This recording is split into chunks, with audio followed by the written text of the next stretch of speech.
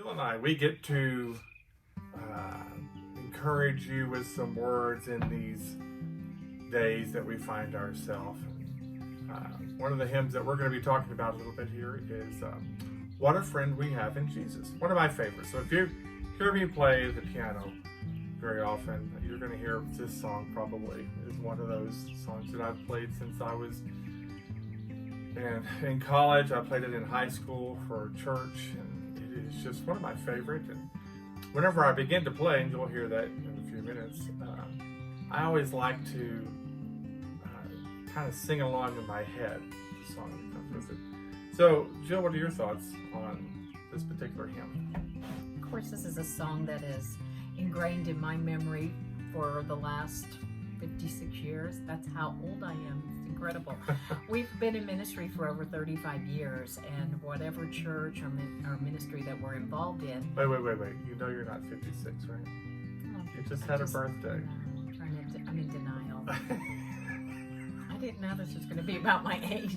Well, it wasn't. You're the one that But I wasn't singing my first year before I got my vocal cords in 12 months. I think you were singing from the womb, so go for it. Probably so. My mother would probably vouch for that. People are not going to appreciate all this. No, not at all. You Go want to ahead. start over again? No. Let's move forward. Okay.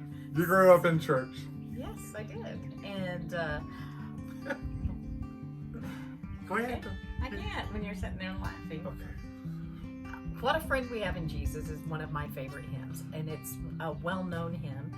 It's one of those that we sang at revival services when Eric and I were attending Baptist Bible College.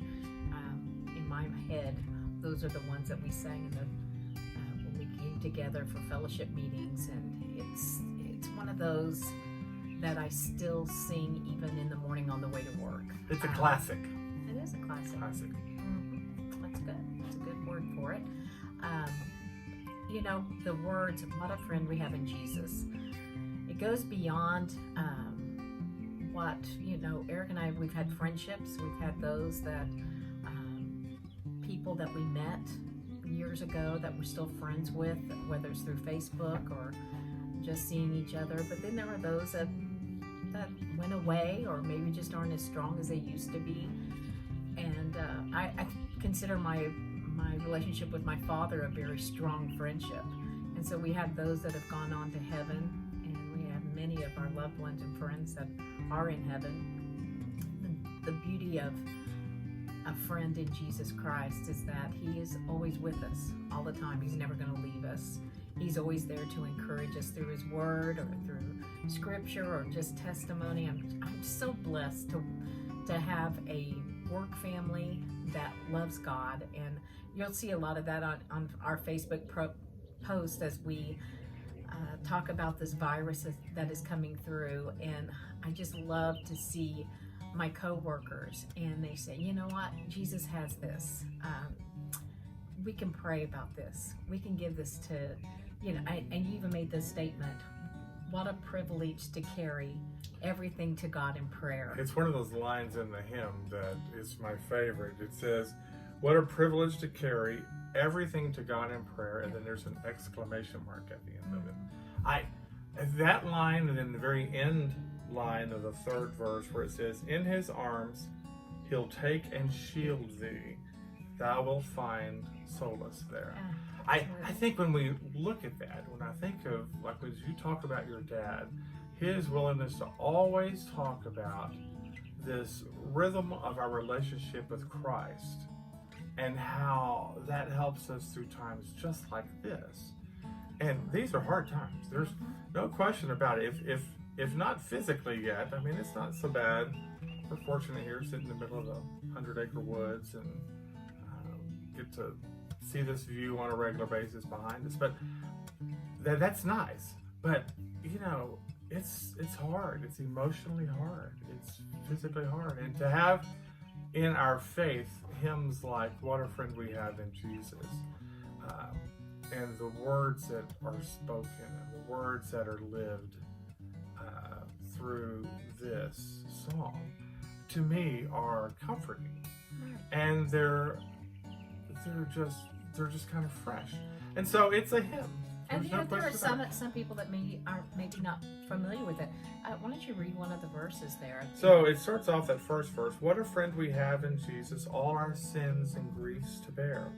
What a privilege to carry everything to God in prayer. Oh, what peace we often forfeit. Oh, what needless pain we bear. All because we do not carry everything to God in prayer.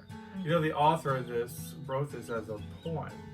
And the poem was entitled Pray Without Ceasing back in 1855, I believe it was.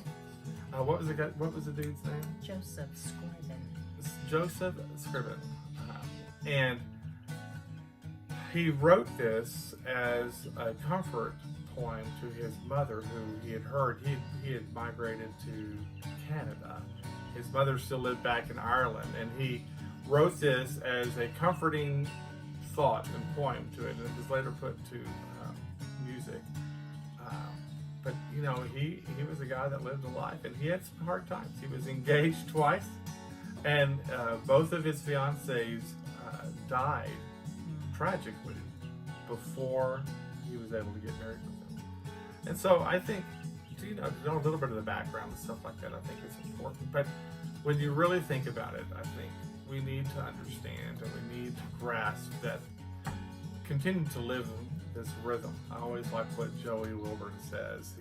He talked several years ago now about this rhythm to the life that we have in our church.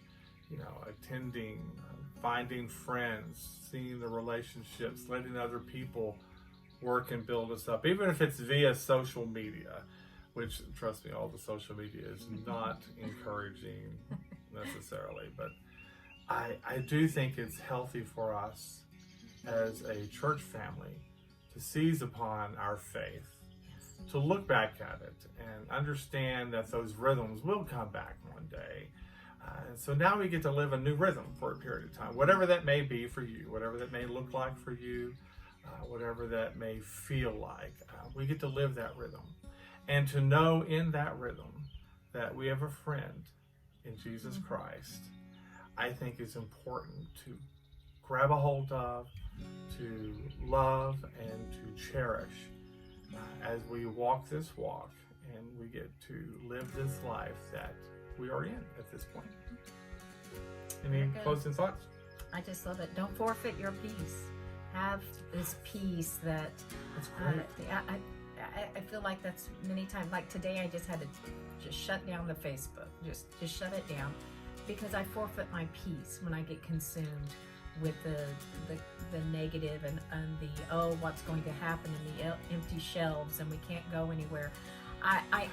This has been a revelation in my life to just see my children and how my daughter, as she preaches on Sunday morning without a congregation, but she gets to streamline those messages. And my son, he's working from home, and the things that he's entertaining our 4-year-old and our sweet Maggie, you know, she's now working at home, and the things they're doing to adjust to the circumstances is truly bringing them together. And we have opened up a cafe. We have mom and dad over for lunch every day now. I mean, it's almost every day, but it's exciting, and you look at that and you hang on to the things that are important. And I'm personally finding peace not only in my friend Jesus Christ, but I'm finding peace in the circumstances that we can draw closer. And yes, I thought you were going to say me for a moment. He is cooking more, and I love it, and it is good. He's a good cook. I love it. So. Okay, let's wrap this up. Peace to our church family. May you and our friends and those who may not be a part of our church family, may you find that peace. May you get to experience the peace as we walk this walk. Thank you all. What a friend we have in Jesus.